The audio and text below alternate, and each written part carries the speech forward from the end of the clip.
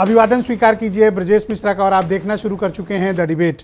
बहनों भाइयों, उत्तर प्रदेश में इंडिया अलायंस के गठबंधन में लगातार राजनीतिक घटनाक्रम तेज हो रहे हैं। 12 तारीख को यानी अब से ठीक 2 दिन बाद इंडिया अलायंस की उत्तर प्रदेश को लेकर एक बड़ी बैठक होने जा रही है, जिसमें सीट शेयरिंग का फार्मूला तय होगा। अगले 48 घंटे अहम और बेहद अहम है, क्योंकि इन 48 घंटों में ये भी तय होगा कि मायावती का रुख क्या है। कांग्रेस बैटिंग कर रही है कि बीएसपी अलायंस के भीतर आ जाए। बीएसपी और समाजवादी पार्टी के बीच दूरियां हैं, लेकिन अखिलेश यादव के एक स्टेटमेंट के बाद ये दूरियां कम हुई हैं। उन्होंने अपनी पार्टी मीटिंग में कहा कि मायावती हमारी सीनियर हैं, बड़ी नेता हैं, हमें उनका सम्मान करना चाहिए और उनके प्रति हमारी पार्टी के हर नेता को आदर का भाव और सम्मान का भाव रखें। उनके इस बयान के तमाम राजनीतिक मायने लगाए जा रहे हैं, क्योंकि अखिलेश यादव ने ये बयान अपने वर्तमान पूर्व विधायक और सांसदों की मौजूदगी में दिया है। लिहाजा इस बयान को इस तरह से भी देखा जा रहा है कि क्या मायावती और अखिलेश यादव के बीच दूरियां कम हो रही हैं, और इस दूरियों को कम कराने में कांग्रेस पार्टी बड़ा योगदान कर रही है। कांग्रेस पार्टी की पूरी कोशिश है कि मायावती इस गठबंधन में आ जाए। क्या मायावती का रुख कुछ बदलेगा? आज की डिबेट इसी विषय पर होने जा रही है। बहनों भाइयों, इंडिया अलायंस के लिए अगले 48 घंटे बेहद अहम है, क्योंकि 12 तारीख को सीट शेयरिंग पर बात फाइनल होने वाली है। कंप्लीट बात होने वाली है कि कांग्रेस उत्तर प्रदेश में कितनी सीटों पर चुनाव लड़ेगी, राष्ट्रीय लोकदल के हिस्से में क्या आएगा और बहुजन समाज पार्टी का क्या स्टैंड होगा।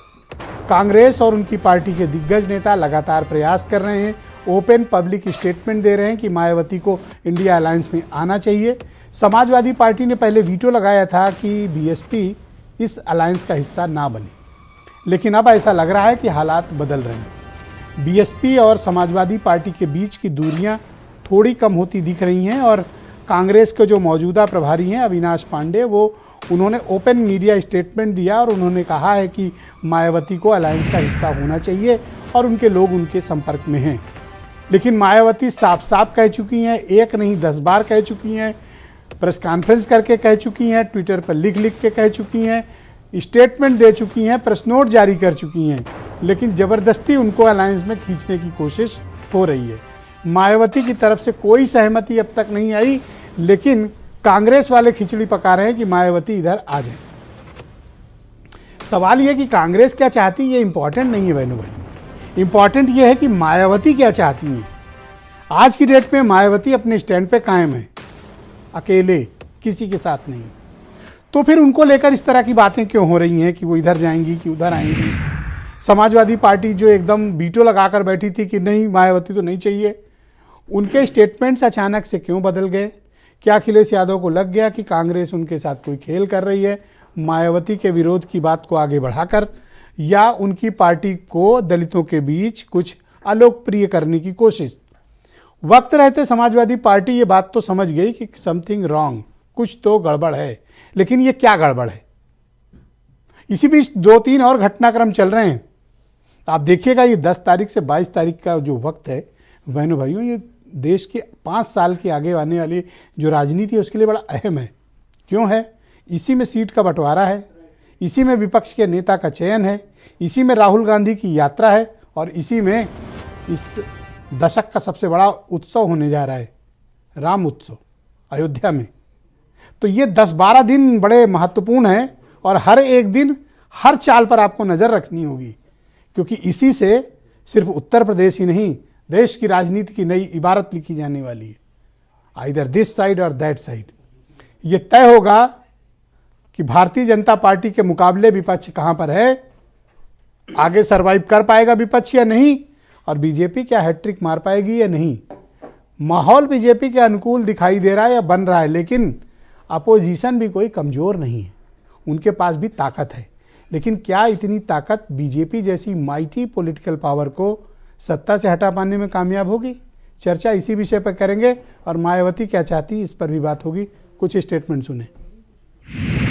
हमेशा बहन कुमारी मायावती जी का हमने सम्मान किया है, और उनके इंडिया गठबंधन का हिस्सा बनने से प्रदेश की स्थिति राजनीतिक रूप से एकदम अलग होगी, क्योंकि इस प्रदेश में सबसे ज्यादा दलितों पर अत्याचार हुआ। 2:30 बजे रात को बेटियों को जलाया गया।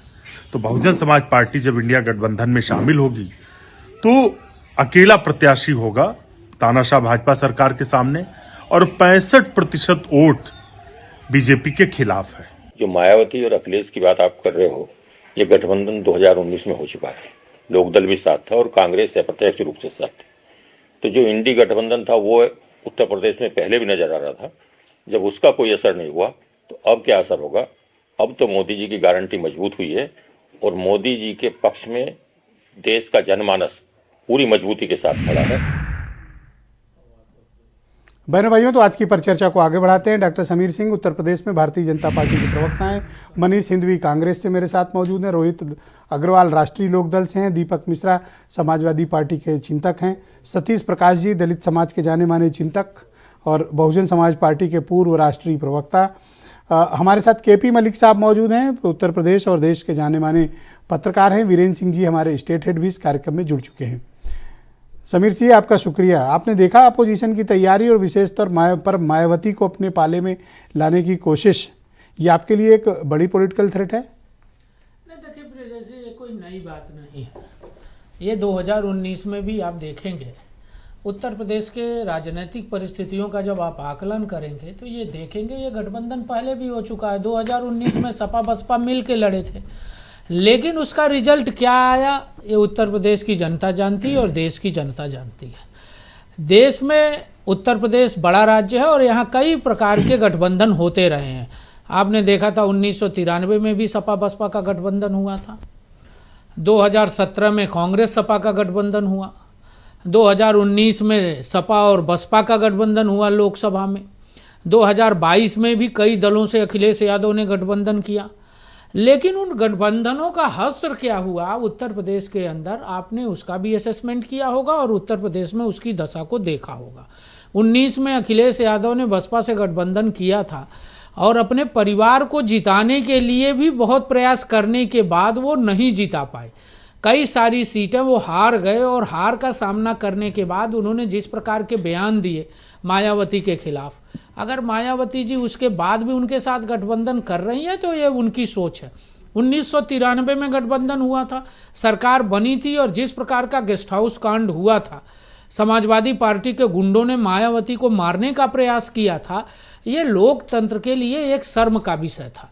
और मैं कहना चाहता हूं कि अगर कोई किसी के साथ भी गठबंधन कर सकता है, हमें गठबंधन से कोई परेशानी नहीं है।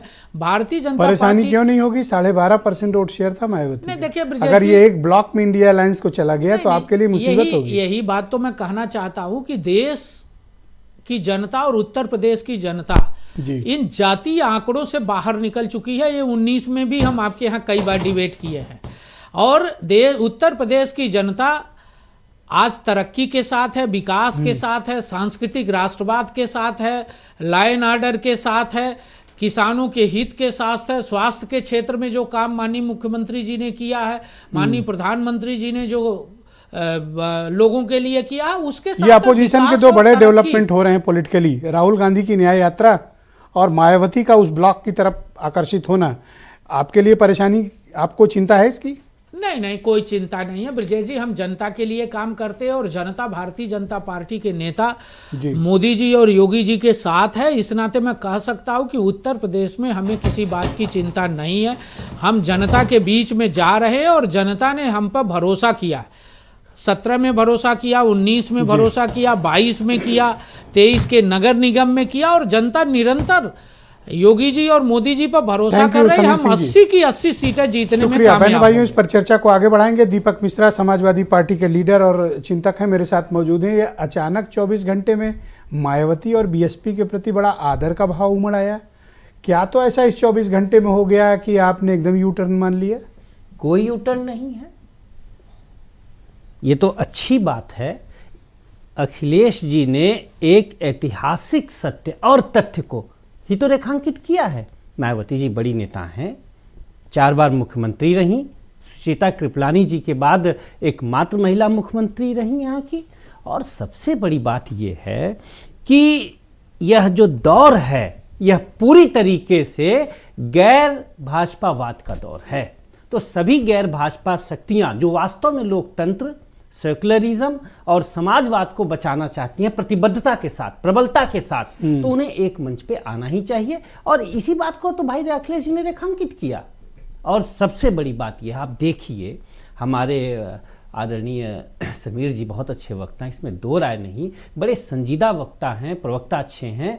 जब ये बोल रहे थे तो इनकी भावभंगिमा इनके शब्दों का साथ नहीं दे रही थी, जो स्वाभाविक और मुस्कान। 24 घंटे पहले आप जो कर रहे थे और अब जब बयान बदले हैं आपका साथ दे रहा है। नहीं, इसको बयान में बदलाव नहीं कहते। क्यों? कब अखिलेश जी ने कहा कि मायावती जी अरेखांकित करने योग्य नेता हैं? कौन कौन कभी आपकी नहीं पार्टी कहा। के सेकंड, थर्ड, फोर्थ लेवल के नेताओं ने क्या क्या स्टेटमेंट नहीं दिए? क्या क्या स्टेटमेंट मायावती के लिए नहीं दिए? राजनीति जड़ता का नाम नहीं है, यह गत्तुरता के साथ बढ़ने वाली एक सम्यक अवधारणा है। और सबसे बड़ी बात यह है कि अच्छा, ये करें तो डबल स्टैंडर्ड और आप करें तो मतलब नैतिकता और संविधान नहीं। और लोकतंत्र बचाना, बिल्कुल लोकतंत्र ये बचाना एक है। ही चीज की दो व्याख्या कैसे होगी? नहीं, दो व्याख्या नहीं होती है।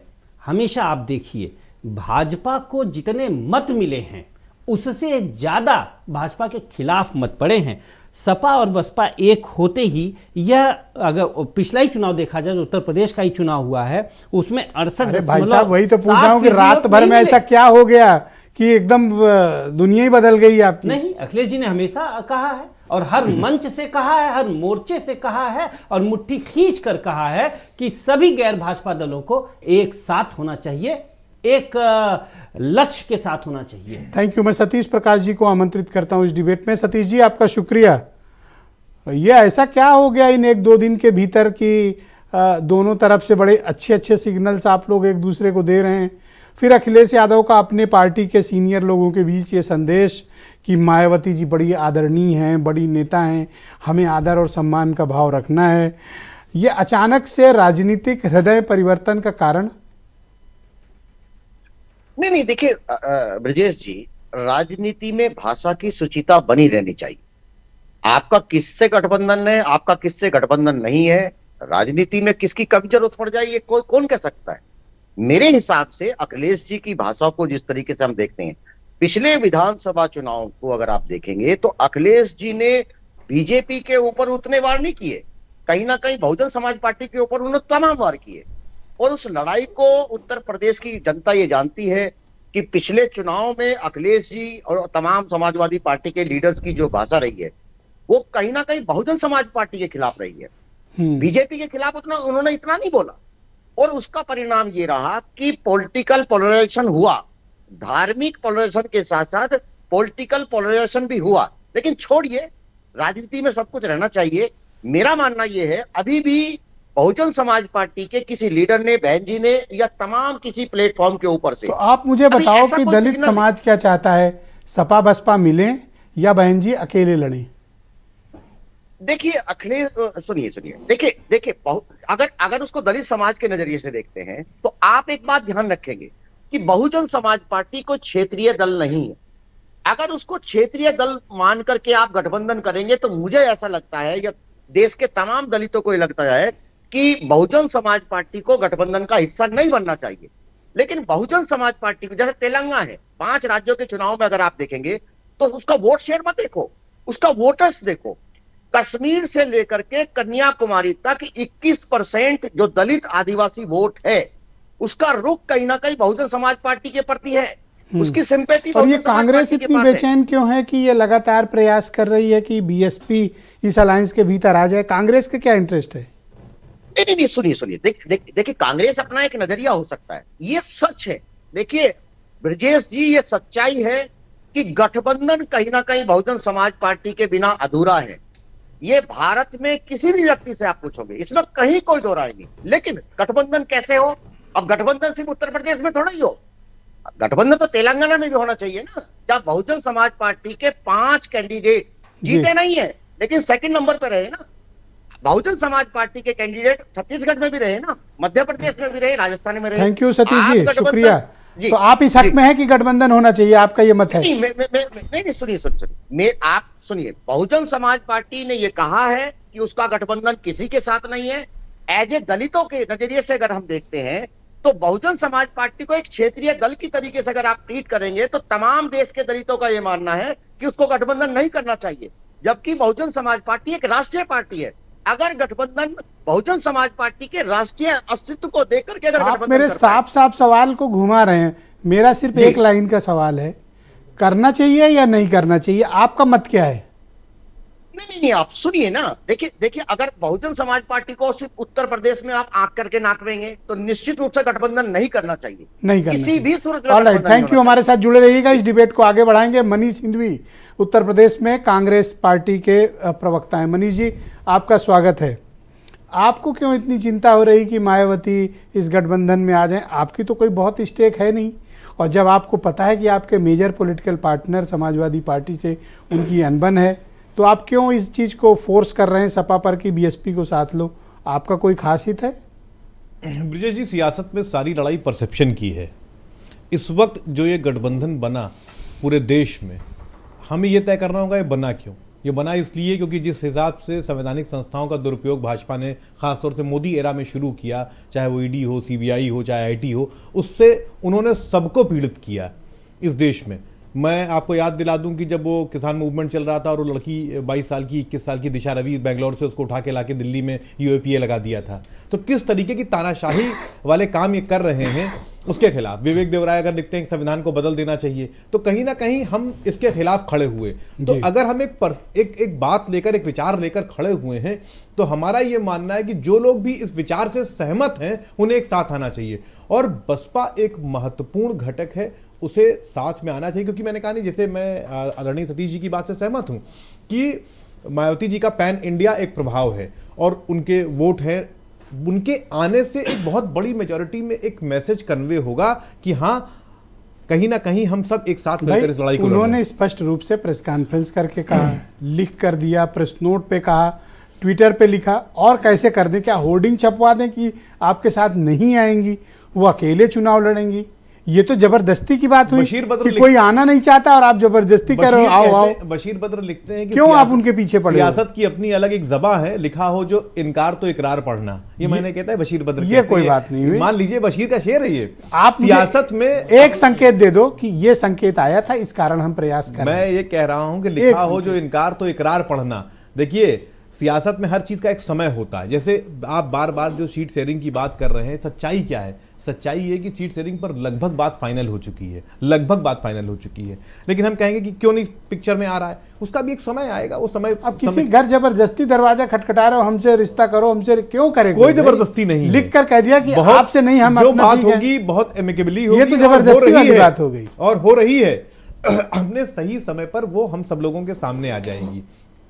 मैं क्यों ना मानूं कि ये समाजवादी पार्टी को कंट्रोल में करने के लिए आप ये दांव चल रहे हैं? एकदम कतई नहीं।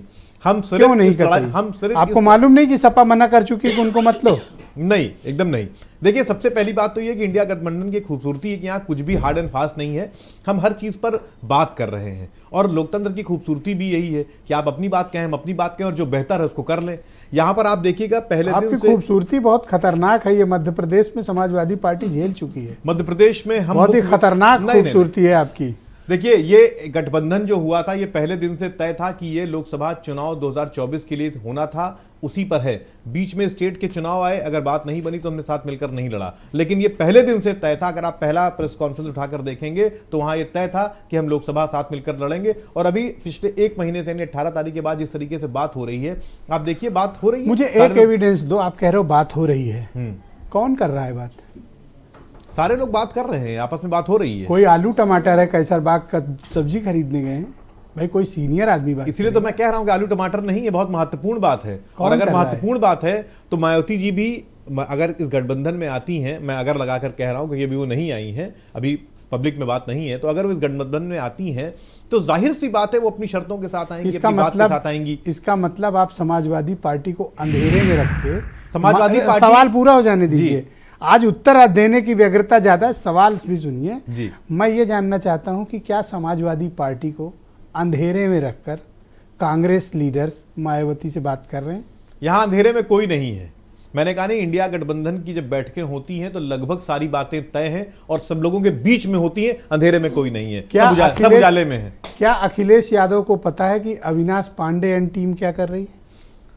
सवाल इस बात का है कि क्या, क्लियर करो, घुमाओ नहीं। मैं एकदम साफ बात कह रहा हूं। अखिलेश जी की जो अपनी पार्टी की गतिविधियां हैं, जो अपनी पार्टी की बैठकें कर रहे हैं, क्या वो अविनाश पांडे को बता रहे हैं? पर वो तीसरे से बात, मैं अपनी बात पूरी कर लूं, मैं अपनी बात वो कोई तीसरी पार्टी से तो बात नहीं कर रहे हैं कि आपको बताएं, इंटरनल मीटिंग क्यों बताएंगे? कर लूं क्या आरएलडी में पकड़े गए ये देखो। नहीं नहीं नहीं, क्या आरएलडी में नहीं जो तो रोहित बताओ जी- कि कहाँ किसके सुनिए किसके थ्रू बात क्या की? आरएलडी में रोहित जी के यहाँ जो हो रहा है वो हमको बता रहे हैं। पार्टियां अपने हिसाब से जो अरे, होती हैं, अपना काम करती हैं। मनीष जो जी, आपका सवाल है उसका जवाब यू आर ये वेरी है। Sensible spokes person. आप मैं- कैसी बात, मैं- इंटरनल मीटिंग क्यों आपसे क्यों बताएंगे? यहाँ तो आप एक्सटर्नल कांड कर रहे हो। नहीं, उसमें बार दुश्मन बार पार्टी से बात कर रहे हो। अगर आप इंडिया गठबंधन के प्रेस कॉन्फ्रेंसेस को देखिए तो वहां बार बार ये बात कही गई है कि जितने भी दल आना चाहेंगे उन सबका स्वागत है। ये बार बार बात कही गई है और सारे लोगों ने बात कही है कि आप ये मत समझिएगा कि 28 लोगों का गठबंधन है।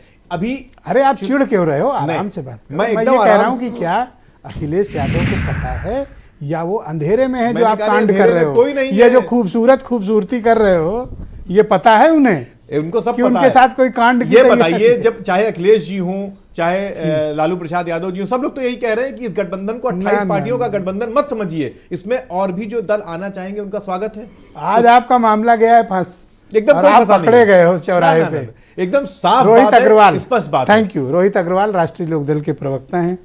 ये मायावती को साथ ला रहे हैं, आप भी अलायंस के पार्टनर हो, मालूम तो होगा ही आपको कि नहीं है? देखिए ब्रिजेश जी, मैं हर डिबेट में आपको एक बात कहता हूँ, और हर डिबेट में आप पूछते हैं क्या हुआ सीट बंटवारे का, कितनी सीट मिलेंगी, कौन आएगा कौन जाएगा, लेकिन मैं हर डिबेट में आपको एक बात कहता हूँ कि हम संकल्पित हैं अपनी जनता के प्रति एक ऐसा गठबंधन देने के लिए जो भारतीय जनता पार्टी अच्छा, से तो उसको क्या हम निजात लोग दिलाए। पाकिस्तान के लिए संकल्पित नहीं, नहीं। हैं? हम लोग भी तो जनता ही के लिए संकल्पित भारतीय जनता पार्टी हैं। किसके इसीलिए लिए डिबेट करते हैं, बुलाते हैं। नहीं ब्रिजेश जी, मैं आपकी बात नहीं कर रहा हूं, पर भारतीय जनता पार्टी बिल्कुल जनता के लिए संकल्पित नहीं है, क्योंकि वो जनता के लिए काम नहीं करती है, वो चंद उद्योगपतियों के लिए काम करती है। रोहित, गेम सवाल को घुमाओ। नहीं बिल्कुल, मैं बिल्कुल ब्रिजेश जी, मुझे मैं ये बताओ, मैंने कि आपको ये बात हाँ, कर रहे हैं, आपको पता है या नहीं? देखिए ब्रिजेश जी, नॉर्मली मैं इतिहास में नहीं जाता हूं, परंतु आप अपने आर्काइव से सारे डिबेट निकाल के देख लीजिए। मैंने हमेशा कहा है कि हर वो दल जो भारतीय जनता पार्टी के खिलाफ लड़ना चाहता है उसका इंडिया गठबंधन में स्वागत है। मायावती खिलाफ लड़ रही हैं बीजेपी के? बिल्कुल, मायावती जी से ज्यादा खिलाफ और कौन लड़ रहा है? क्या आपने- भारतीय जनता पार्टी के खिलाफ अगर कोई है तो वो बहन जी हैं, और आप लोगों ये तो ने बहन जी अधिकृत डिसाइड किया है? करेंगी कि वो हमारे साथ गठबंधन में आएंगी कि नहीं आएंगी। उनकी तरफ से अभी तक कोई नेता तो आया नहीं है, उनकी तरफ से जब बयान आएगा तभी तो हम लेंगे। परंतु इंडिया गठबंधन की स्ट्रैटेजी बिल्कुल क्लियर है कि जो भी भारतीय जनता पार्टी के खिलाफ खड़ा होना चाहता है उसका स्वागत है इंडिया गठबंधन के अंदर। हम आपको अंत तक, जब चुनाव घोषित होगा तब तक हम आपको एक ऐसा गठबंधन मेरी एक प्रस्तुत कर जिज्ञासा चुके है। होंगे। जिज्ञासा ये है कि क्या आप लोगों को विश्वास में लेकर कांग्रेस मायावती से बात कर रही है या ये उसका खुद का इनिशिएटिव है? देखिए ब्रजेश जी, देखिए हमारा लोकतांत्रिक गठबंधन है और यहाँ पे हर व्यक्ति को अभिव्यक्ति की आज़ादी है, हर दल को अपनी बात रखने की आज़ादी है और अपने तरीके से काम करने की और आज़ादी है। दुश्मन पार्टी से भी नहीं, बात करने की आजादी है। दुश्मन पार्टी कौन है? मायावती जी हमारी दुश्मन पार्टी होती तो 19 में हमने गठबंधन करके चुनाव लड़ा होता क्या उनके साथ? तो एक मायावती जी हमारी बिल्कुल, स्टेटमेंट आया था अखिलेश यादव का कि भरोसा कौन करेगा? आज का स्टेटमेंट तो आपने ही अभी पढ़ा है ना अपने इंट्रोडक्टरी स्पीच। तो क्या हो गया 24 घंटे में? यही तो और बताओ। उस क्लैरिफिकेशन को भी चलो, उन्होंने दिया। आ गया इसी मामला, आ गए ये लोग लाइन इसी- पे। हाँ, अब इसी- बताओ इसी मुद्दे 24 पे- घंटे में क्या हुआ भाई साहब? नहीं 24 घंटे में राजनीति के अंदर तो अगला पल क्या होगा ये नहीं पता होता है। तो राजनीति तो प्रिडिक्शन का ही तो खेल है। राजनीति का तो मतलब ही यही है। अगर हम अपने पत्ते ही खोल के रख देंगे तो भारतीय जनता पार्टी तो खेल देखो, के निकल अगर जाएगी। बीएसपी अलायंस के भीतर रोहित आती है तो सबसे पहले अगर किसी पर कैंची चलेगी तो आपके ऊपर चलेगी। कैसे चलेगी? अभी 5-7 सीट मांग रहे हो और मुझे मलिक साहब बता रहे थे कि अगर बीएसपी आ गई तो इनको 3 सीट पे ही लड़ना पड़ेगा, मुजफ्फरनगर, मथुरा और बागपत। यही मलिक साहब बता रहे थे। ये ब्रिजेश जी, यहाँ व्यक्तिगत स्वार्थ किसी का नहीं है। यही तो मैं समझा के थक गया हूं। इंडिया गठबंधन जनता के लिए तथास्ते, जनता के लिए बना है। जनता को निजात दिलाना है इन तानाशाहों से जो राजतंत्र की तरह राज तिलक कराने आए हैं। उनसे निजात दिलाना है, भारतीय जनता पार्टी से निजात दिलाना है जनता को। अपने इसीलिए घर इंडिया की गठबंधन चिंता बना नहीं है, यहाँ हमें अपनी अपना व्यक्तिगत प्लाट, चिंता मकान, नहीं दुकान है। बच नहीं रहा है इंडिया और गठबंधन, चिंता है पूरे इंडिया देश की है। गठबंधन का अगर हम हिस्सा है तो हमको इंडिया गठबंधन की चिंता है, हमको जनता की चिंता है। हम अगर चुनावी हार जाएंगे तो उसका मतलब क्या है? तो एक लाइन में ये बात कह दो कि हाँ भाई, मैं मानता हूं कि मायावती को आना चाहिए, आप कह दो। नहीं, अब मायावती जी की तरफ से जब कुछ आएगा तभी तो मैं ये चीज कह यही सकता तो हूं। मैं बार बार मुझे डिबेट एक पे चीज- कह रहा हूं। हाँ। अगला आदमी दरवाजा नहीं खोल रहा, लिख के बोल चुका है, चिल्ला के कह चुका है, ब्रिजेश प्रेस जी, कॉन्फ्रेंस में आप- कह चुका है, प्रेस नोट में कह चुका है, ट्विटर पे लिख चुका है। और क्या कर दे मायावती? ब्रिजेश जी, अभी आपने ग्रिल किया है कांग्रेस के प्रवक्ता को कि दरवाजा खुला हुआ है, डाइनिंग टेबल पे भी बैठे हैं ये लोग, तो कहीं तो दरवाजा खुला मैं ही कोई होगा, तभी ग्रिल तो नहीं डाइनिंग किया, टेबल- मेरे भाई है, मैं नहीं, सवाल किया अभी उनसे। अभी जब आप ये ग्रिल आपकी भाषा है, मैं- मेरी नहीं है। हाँ नहीं, मेरे तो दोस्त हैं वो। नहीं, मैं ये समझ रहा था उस समय कि वो डाइनिंग टेबल पे बैठे हुए हैं, तो बिना दरवाजा खुले कैसे डाइनिंग टेबल पे बैठ गए हो। तो ये तो भारतीय जनता पार्टी की बेचैनी है जो आज सामने आ रही है कि भारतीय जनता पार्टी को पता है कि अगर कहीं ये इंडिया गठबंधन मजबूत होता चला गया तो भारतीय जनता पार्टी को तो टिकटार तो ये जो केपी मलिक कह रहे हैं 3 ही पा पाओगे तो फिर क्या होगा उसका? केपी मलिक साहब अगर सीट बांट रहे हो तो बताएं मुझे, तो मैं कल सुबह पहुंच जाऊं फ्लाइट पकड़ के इनके घर, तो सीट तो बटेगी इंडिया गठबंधन के अंदर, तो वहां पे डिसाइड होगा। ओके, केपी मलिक साहब बहुत जाने माने पत्रकार हैं और आरएलडी पर बहुत खास नज़र भी रखते हैं, हमारे साथ जुड़े हुए हैं। मलिक साहब आपका शुक्रिया। मायावती कितनी बार कह चुकी हैं, मैं कई बार बड़ी हैरानी कि वो बेचारी और क्या करें मना करने के लिए, हर तरह से मना कर चुकी हैं, लेकिन ये लोग पिसान आटा लेके सत्तू लेके उनका घर घेरे हैं कि नहीं गठबंधन करो। अब देखिए 24 घंटे में स्टेटमेंट सबके बदल गए। ये क्या चाहते हैं ये लोग? अगर मायावती नहीं आती हैं तो ये क्या करेंगे? देखिए ब्रजेश जी, कांग्रेस कहीं न कहीं इस विश्वास में आ चुकी है और कहीं न कहीं इंटरनल कांग्रेस की बात मायावती जी से हो चुकी है, इसीलिए इतने कॉन्फिडेंस में पांडे जी का बयान आया था।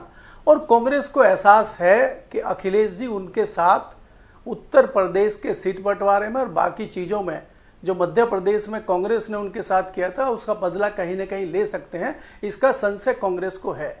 और पांडे जी का जो बयान है वो हवा में नहीं आ गया है, वो एक दिलाया गया हुआ बयान है और एक ये सियासी रणनीति के तहत ये बयान दिलाया गया है। एक बात तो ये है। दूसरा, अगर आप देखेंगे जितना एग्रेसिव होकर मायावती जी ने ट्विटर पे दे ट्वीट किया था, वो एकाएक बैठ गई हैं, जैसे कि इजराइल ने जो है मिसाइलें चला दी और उसके बाद उधर से कुछ जवाब आ ही नहीं रहा है, वो भी चुप बैठे हैं, दोनों तरफ से चुप बैठे हैं। एकाएक जब जवाब आता है समाजवादी की तरफ से तो वो सरेंडर दिखाई देते हैं। तो कहीं ना कहीं एहसास समाजवादी पार्टी को भी हो गया है कि हम शायद इस महागठबंधन से मायावती को बाहर करने के चक्कर में थे और हम खुद ही बाहर हो गए हैं। यहाँ पे मैं सतीश जी की एक बात से सहमत हूं कि अगर कांग्रेस पार्टी या महागठबंधन समाजवादी पार्टी के साथ गठबंधन करता है तो वो केवल उत्तर प्रदेश का गठबंधन होगा, और मायावती के साथ करता है तो वो अन्य दलों में भी फायदा दिला सकता है। ये सोच विचार कांग्रेस में हुआ है और कांग्रेस पर क्या इंडिया अलायंस उत्तर प्रदेश में माइनस अखिलेश यादव जी के साथ लड़ पाने की स्थिति में है? जाना तो सपा के झंडे के नीचे ही पड़ेगा। देखिए, महागठबंधन और कांग्रेस के लोगों की कोशिश ये है कि मायावती जी भी आए और अखिलेश जी भी आए, लेकिन अगर अंतिम स्थिति ये बन जाए कि दोनों साथ नहीं आ रहे हैं तो वहां पे बलि का बकरा अखिलेश जी को बनाया जा सकता है। एक बात ये है। दूसरी बात, मैं यहाँ पे आपने आरएलडी की बात करी है तो मैं बधाई देना चाहता हूँ अग्रवाल जी को कि अग्रवाल जी के जो राष्ट्रीय नेता हैं जयंत चौधरी जी, उन्होंने एक बहुत बढ़िया रणनीतिक फैसला 2 दिन पहले किया है और बहुत अच्छी रणनीति उनकी हमें पहली बार दिखाई दी है कि उन्होंने जो एक मुजफ्फरनगर की सीट के प्रबल दावेदार इनके थे उनको काफ़ी हद तक कंफर्टेबल कर दिया है। राकेश टिकैत का और उनका जो एक फैसला हुआ है, जो उनके फादर का मर्डर हो गया था योगराज जी के, 20 साल से मुकदमा चल रहा था, उसका कहीं ना कहीं पंचायती फैसला आया है। फैसला पंचायत में हो लेकिन उसके पीछे कहीं ना कहीं टिकैत और योगराज फैमिली के बीच दोस्ती हो गई। हालांकि आपने इसका मुजफ्फरनगर सीट पे क्या फर्क पड़ेगा? इसका फायदा ये है क्योंकि वहां के खाप जो है बालियान चौधरी, उसके नरेश टिकैत हैं और कहीं न कहीं जो संजीव बालियान है वो भी बालियान है और वहां से प्रबल दावेदार थे समाजवादी पार्टी के हरेंद्र मलिक। तो अब वहां पे समाजवादी पार्टी इतना तगड़ा दावा नहीं ठोक सकती है जितना आरएलडी ठोकेगी। तो मुझे लगभग ये फाइनल हो गया कि गठबंधन की मुजफ्फरनगर तो पहले भी लड़े हैं, लास्ट टाइम अजीत सिंह जी लड़े थे वहां से चुनाव, पहले उसमें आरएलडी को दे देंगे, पर इनके पास तो कोई अजीत सिंह जैसे स्टेचर का कैंडिडेट है नहीं वहां पे। इसीलिए मैं कह रहा हूं कि जो अभी योगराज आए हैं वो उसको पूरा करते हैं, उस सीट को, वो एक अच्छे दावेदार वहां सिद्ध हो सकते हैं। जी, यहाँ सीट शेयरिंग तक तो हुई नहीं, आप टिकट बांटे दे रहे हो। नहीं, वो अगर कांग्रेस के साथ, समाजवादी के साथ या बसपा के साथ, किसी के साथ भी गठबंधन आरएलडी का होगा तो मुजफ्फरनगर पे आरएलडी लगेगी, ये पक्की बात है। जी, तो अगर नहीं, लेकिन एक बात मुझे आप ये बताओ कि क्या ये समाजवादी पार्टी को कंट्रोल करने के लिए बीएसपी वाली बात कांग्रेस जानबूझकर आगे बढ़ा रही है, जबकि सबको पता है कि मायावती के साथ अभी कोई सीरियस डिस्कशन ऐसा सच हुआ नहीं, क्योंकि मायावती इतना वक्त लेती नहीं है निर्णय करने में। नहीं, देखिए, ये जो पीछे आपने कई सारे दिनों में देखा है, एकाएक कांग्रेस की तरफ से बयान आया है और फिर मायावती जी ने एकाएक इतना तेज हमला समाजवादी पे किया है, तो ये कहीं ना कहीं जताता है कि दोनों पार्टियों के नेताओं की बात आपस में हुई है और कहीं ना कहीं मायावती की तरफ से इस तरह की कोई सहमति बनी है, तभी कांग्रेस की तरफ से बयान शुक्रिया आपका केपी मलिक साहब। प्रक्रिया चल रही है, मेरा ये मानना है, क्योंकि दिल्ली के हमारे सूत्र भी बताते हैं कि इस तरह की चर्चा जरूर कुछ दिनों से चल रही है। बड़े खतरनाक हो रहे हैं आजकल दिल्ली वाले सूत्र। समीर सिंह मेरे साथ मौजूद हैं, भारतीय जनता पार्टी के प्रवक्ता हैं। इन सब की बात सुन के आपके मन में थोड़ा शंका या डर भय नहीं आता? कितनी खतरनाक तैयारी किए बैठे हैं आपके खिलाफ? नहीं, देखिए ब्रजेश जी, हम तो पहले भी कहे कि इनकी तैयारी अपने कुनबे को बचाने की है, अपने परिवार को बचाने की है। कोई परिवार को जिताना चाहता है, कोई अपने जीतना चाहता है। अब उत्तर प्रदेश के अंदर आप जब उत्तर प्रदेश का आकलन करेंगे तो रायबरेली, अमेठी 2 सीट में से अमेठी पिछली बार 19 में चली गई, रायबरेली इस बार चली जाएगी। तो कांग्रेस की शीर्ष नेतृत्व ही हाशिए पे है।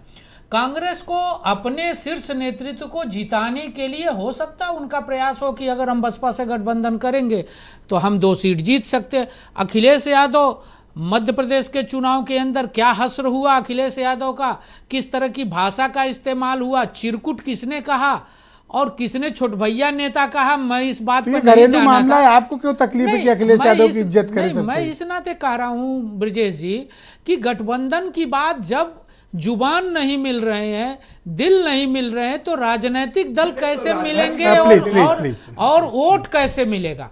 मुझे इस पर असर, लेकिन फिर भी जिसको जिसके साथ गठबंधन करना वो करे। मेरे पास नेतृत्व है, मोदी जी और योगी जी के नेतृत्व में हम उत्तर प्रदेश को विकास के रास्ते पर ले जा रहे हैं, हम सांस्कृतिक राष्ट्रवाद को मजबूत कर रहे हैं। मंदिर प्लान को डेंट मार सकते हैं ये लोग? नहीं, कोई पहले भी हुआ है ब्रजेश जी। 2019 में भी इन्होंने गठबंधन किया, 22 में भी किया, 23 में भी किया।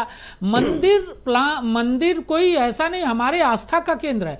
इस दुनिया के करोड़ों करोड़ों हिंदुओं के आस्था का केंद्र है मंदिर, कोई राजनीतिक मुद्दा नहीं है। हमने कभी 92 में बाबरी गिरी थी, 93 में आप चुनाव हार गए थे। नहीं ब्रजेश जी, 93 में हम चुनाव हारे थे, सपा बसपा मिल के लड़ी थी, लेकिन उसके बाद भी 146 सीट हम पाए थे। हम 200 सीटें हमको नहीं मिली थी, लेकिन कल्याण सिंह के नेतृत्व में हम सबसे बड़े दल के रूप में आए थे और उस सरकार का चली गई थी। उस सरकार का हश्र क्या हुआ? मायावती के ऊपर हमला किसने किया था? वही गठबंधन की सरकार जो समाजवादी पार्टी, अखिलेश यादव और मुलायम सिंह के गुंडे, समाजवादी पार्टी के गुंडे, मैं स्पष्ट कह रहा हूं, गेस्ट हाउस के अंदर मायावती को मारने का प्रयास किया, जलाने का प्रयास किया।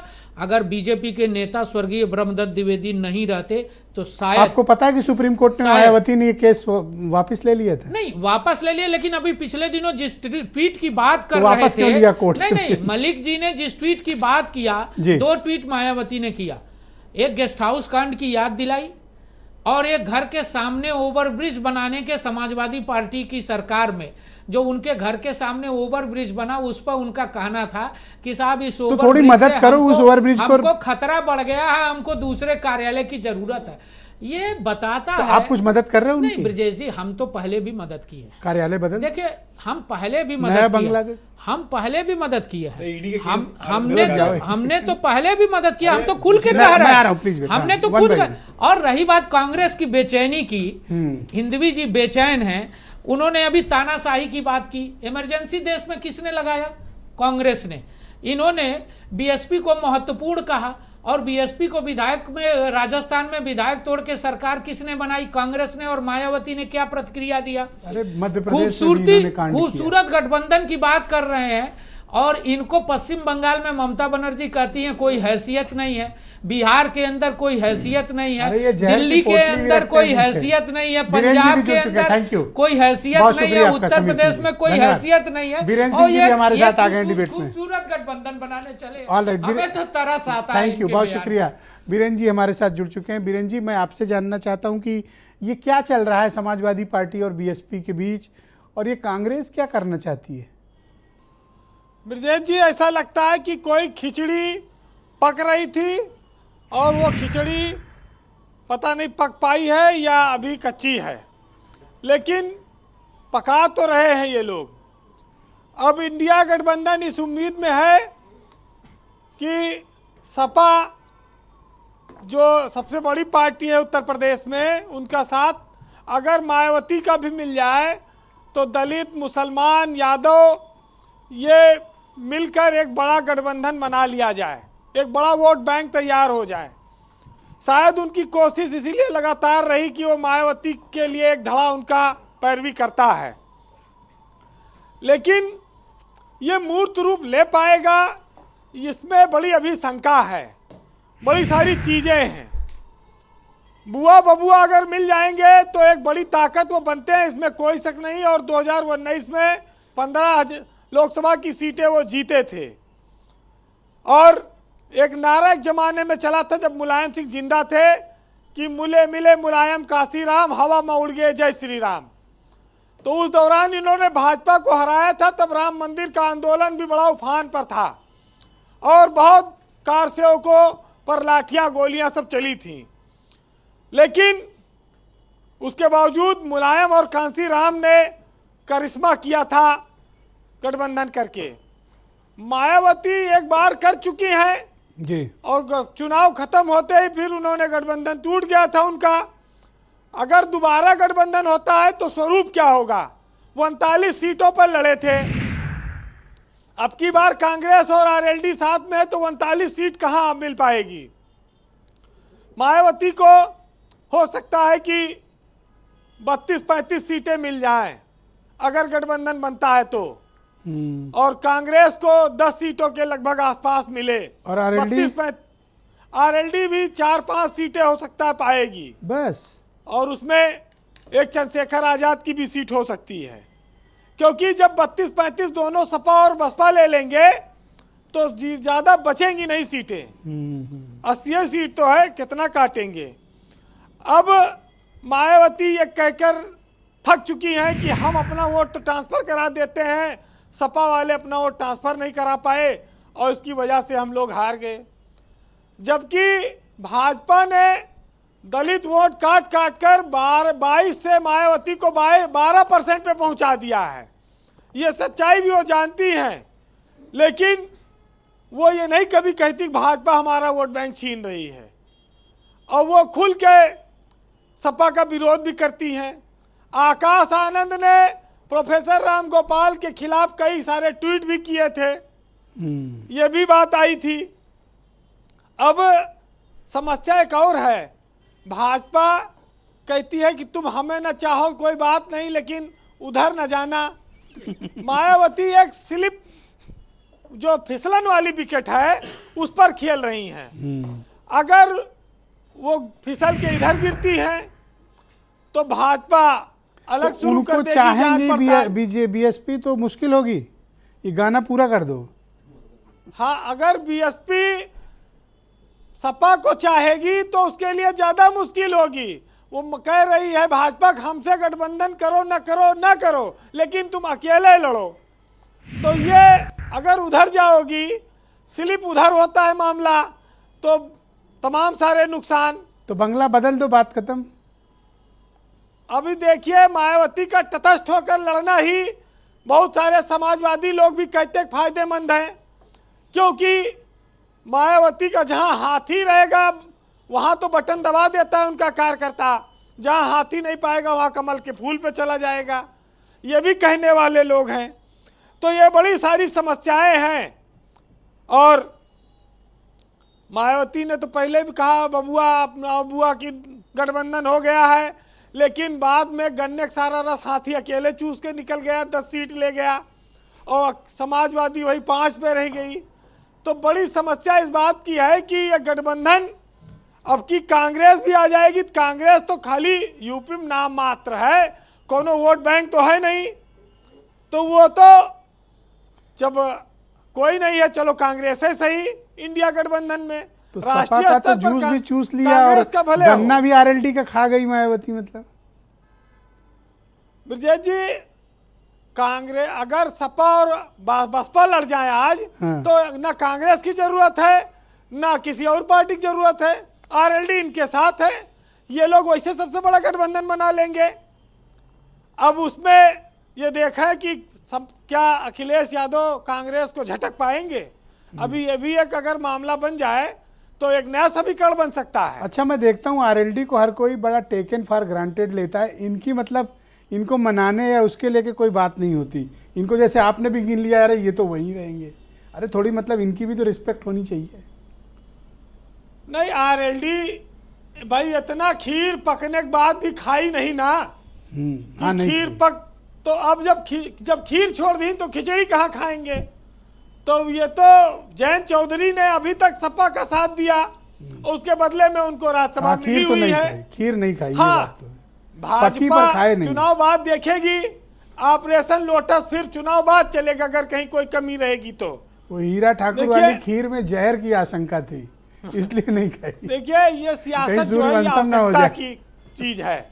जी, एक वीरेंद्र बुजुर्ग जी, ने कहा है कंक्लूड करें। कि आज के समय में जो इज्जत होती है वो किसकी होती है।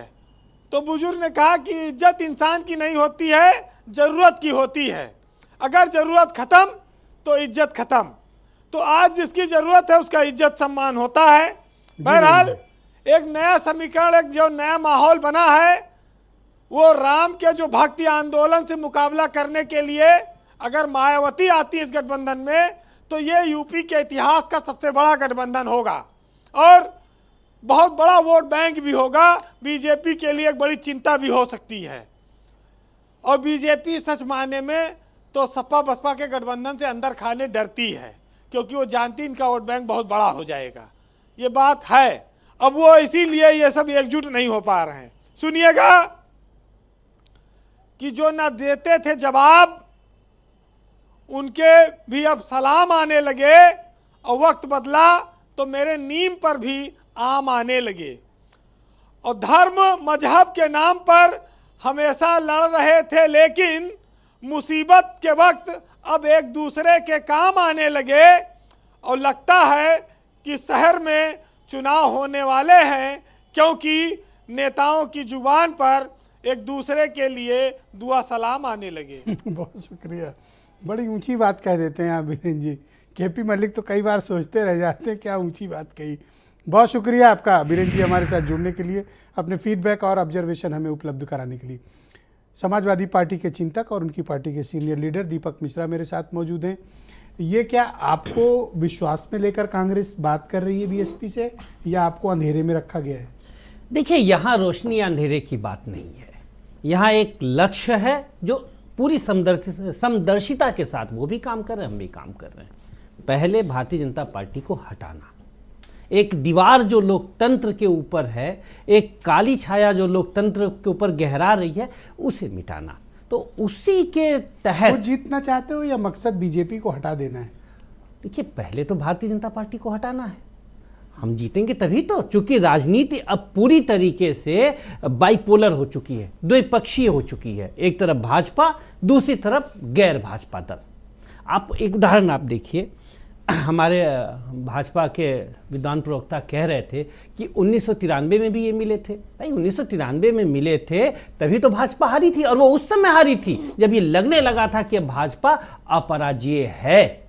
और भारतीय जनता पार्टी हमेशा जब भी बोलती है तो वह आधा झूठ बोलती तो है, 93 आधा सच दोहराने बोलती की योजना है आपकी? जी, 93 दोहराने की, 1993 दोहराने की देखिए, योजना। यह एक ध्रुव सत्य है कि भारतीय जनता पार्टी को हिंदी बेल्ट में, विशेषकर उत्तर प्रदेश में जब भी शिकस्त मिली है तो समाजवादियों द्वारा ही मिली है और फिर मिलेगी।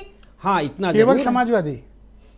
समाजवादी माने समाजवादी क्या, अम्बेडकर के समाजवाद में मायावती जी का तो पूरा आप उनका नाम क्यों नहीं ले रहे हो? अम्बेडकर के समाजवाद में मायावती जी की पूरी आस्था है। तो आप कांग्रेस को मैंडेट देते हैं कि हाँ ठीक है मायावती से बात करो? बिल्कुल करना चाहिए और कांग्रेस कर भी रही है। ये ऐसा क्या हो गया आप लोगों में इतना हृदय परिवर्तन? कोई हृदय परिवर्तन नहीं है। जब लक्ष्य एक होता है तो सारे कदम हम तो कदम सीट होते कैसे हैं। बटेंगी फिर? मंजिलें मुड़ के सब जाती हैं, रास्ते मुड़ के सब जाते हैं मंजिल की तरफ। चले जिस सिमत Thank से you. हमें साथ ही चलना होगा। ऑलराइट, मनीष सिंघवी जी आप कुछ कहना चाह रहे थे उस वक्त, काफी आप बेचैन हो रहे थे, आप पहले कह लें फिर मैं आपको सवाल। नहीं, मैं कुछ भी बेचैन नहीं रहता। मैं कह रहा था कि जो लोग एमपी में, महाराष्ट्र में जोड़ जुगाड़ करके ईडी का प्रयोग करके सरकारें गिरा देते हैं, वो दूसरों के सरकार बदलने पर बात कर रहे मैं थे। दूंगा सब, प्लीज वेट। ठीक। आप बोले कंटिन्यू। तो जो हमारे गठबंधन के लोगों की चर्चा कर रहे थे और वो तमाम बयान सुना रहे थे, वो ओपी राजभर का वो बयान भूल जाते हैं जब वो कहते हैं कि योगी जी की बैंड से बैंड बजा देंगे और आज उनके बगल बैठते हैं। ये तो और भी बहुत सारे थे, वो क्या कहा जाए यहाँ पर।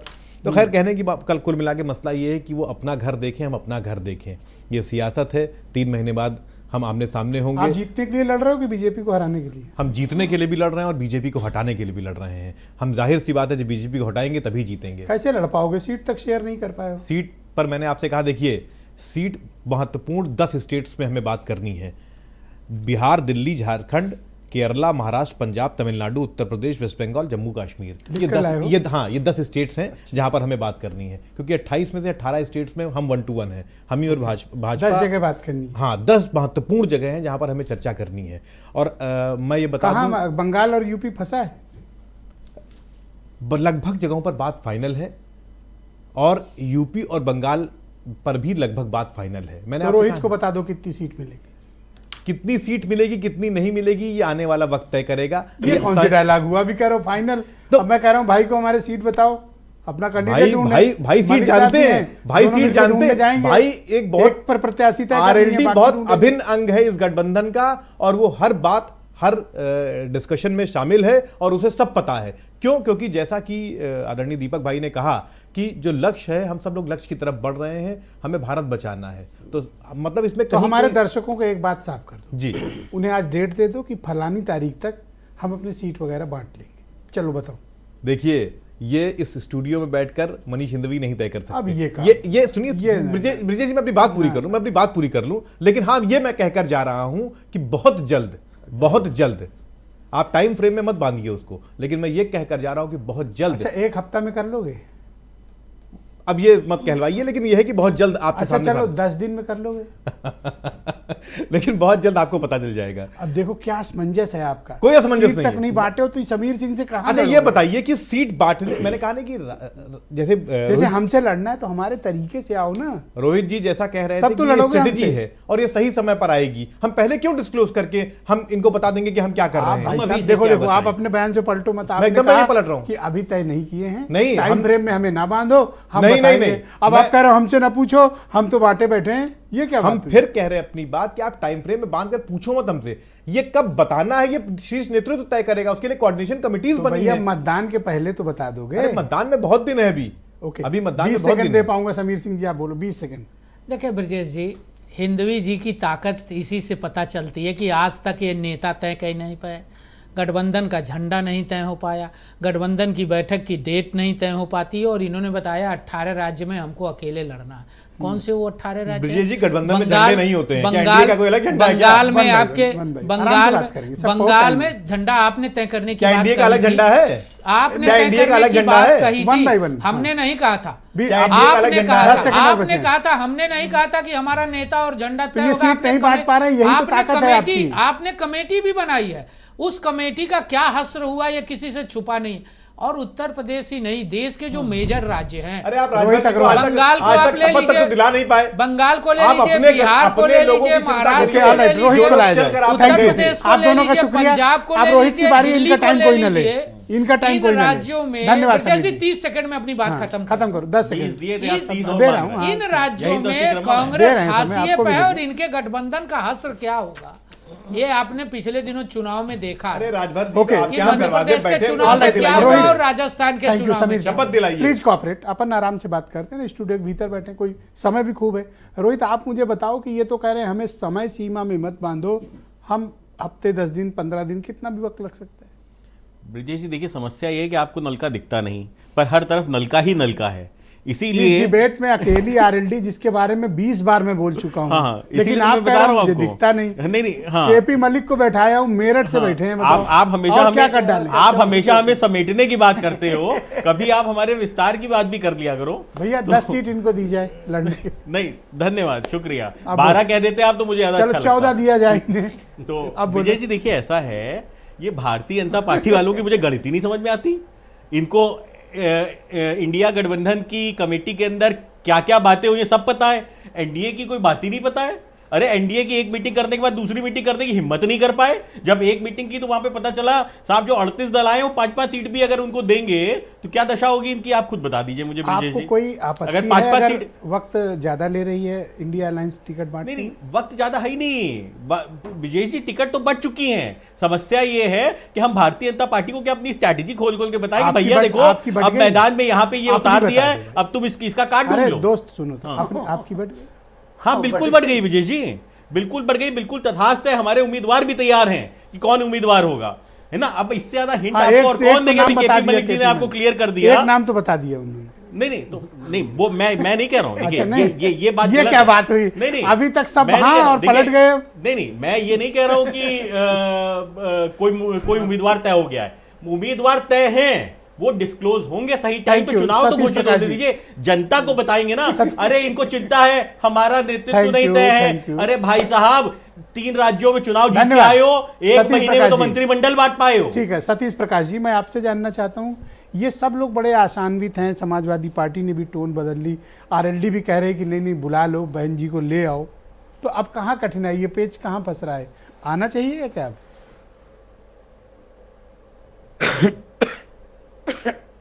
सतीश देखिए जी। ब्रजेश जी, जी हाँ जी, चाहे इस देश के सामाजिक रूप से कमजोर वर्ग हो या उनको रिप्रेजेंट करने वाले आमतौर पे दल हो, उनका हमेशा आधा अधूरा सच ही सामने आता है। हम इस बात के ऊपर चर्चा करते हैं कि बहुजन समाज पार्टी ने गठबंधन तोड़ा, लेकिन बहुजन समाज पार्टी ने समाजवादी पार्टी के साथ गठबंधन क्यों तोड़ा, इसके ऊपर कभी चर्चा नहीं हुई ना। बहुजन समाज पार्टी के कैंडिडेट को बाकायदा जानबूझ करके राजा भैया जी से शाम को अखिलेश जी के आवास पे मुलाकात हुई, और मुलाकात होने के बावजूद भी, बाकायदा अखिलेश जी के कहने के बावजूद भी, उन्होंने वोट कहीं ना कहीं बहुजन समाज पार्टी के कैंडिडेट को ना दे करके कहीं ना कहीं बीजेपी के कैंडिडेट को वोट दी। ये एक विवाद था ना, ये सवाल रहेगा ना। देखिए मेरा कहना यह है सर, मेरी आवाज थोड़ी इको हो रही है सर, मैं लेकिन सुन पा रहा हूँ, मैं ठीक कराता हूँ, आप बोलते नहीं, यहाँ आवाज परफेक्ट आ रही है। हाँ देखिए अभी जैसे ब्रजेश कह रहे, एक कमेंट होता है कि अगर बहुजन समाज पार्टी के कैंडिडेट को हाथी नहीं दिखाई देगा, है ना, ये उसके ऊपर एक कमेंट है। अभी मुझे समाजवादी पार्टी का जो तमाम जो यादव वोटर है वो सारा ऑक्सफोर्ड पढ़ के आता है, ये भी कमेंट रहेगा ना। देखिए हमको कमेंटबाजी नहीं करनी चाहिए। कहीं ना कहीं अखिलेश जी की भाषा पिछले 6 महीने से बहन जी को लेकर के जिस तरह के उन्होंने तंज कसे, पिछले चुनाव में, विधानसभा के चुनाव में कहीं ना कहीं ऐसा नजर आ रहा था कि अखिलेश जी बीजेपी से नहीं लड़ रहे हैं, अखिलेश जी कहीं ना कहीं जानबूझ करके बीजेपी के ट्रैप में फंस करके बहुजन समाज पार्टी के साथ लड़ रहे हैं। अगर सच से उत्तर प्रदेश में त्रिकोणीय चुनाव होता तो निश्चित रूप से बीजेपी आज सत्ता में नहीं होती, यह बात मेरी मान लीजिए। कहीं ना कहीं बीजेपी ने चाहा और बीजेपी ने जानबूझ करके ये कहा कि मेरा चुनाव अखिलेश यादव जी के साथ इसलिए है कि उत्तर प्रदेश में थैंक यू सतीश जी, थोड़ा वक्त का अभाव है और मैं डिबेट को मुझे आगे बढ़ाना पड़ेगा। मेरे साथ केपी मलिक साहब मौजूद हैं। केपी मलिक साहब, अब मुझे बताइए कि क्या मायावती का आना तय है या फिर वो अकेले जाएंगी? आपकी समझ क्या कहती है?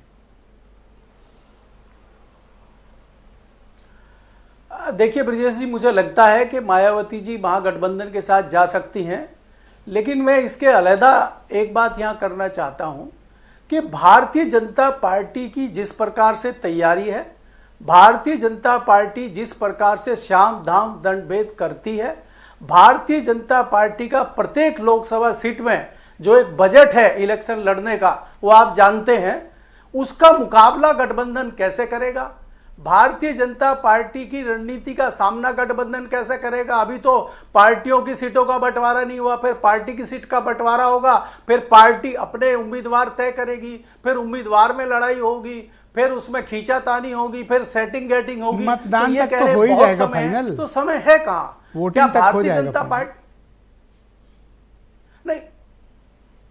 नहीं, वोटिंग तक हो जाएगा तो फिर जो उम्मीदवार होगा जिसको चुनाव लड़ना है, क्या वो अपनी लोकसभा को कवर कर पाएगा ब्रजेश जी?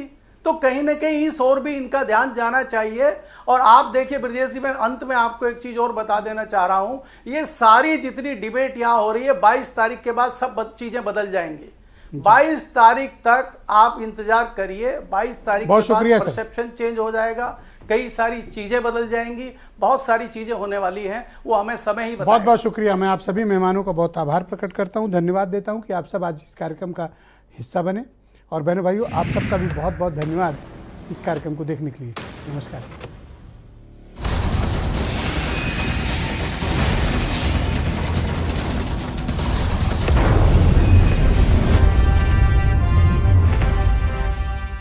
दादी का किचन महके जहां, गोल्डी किचन किंग मसाला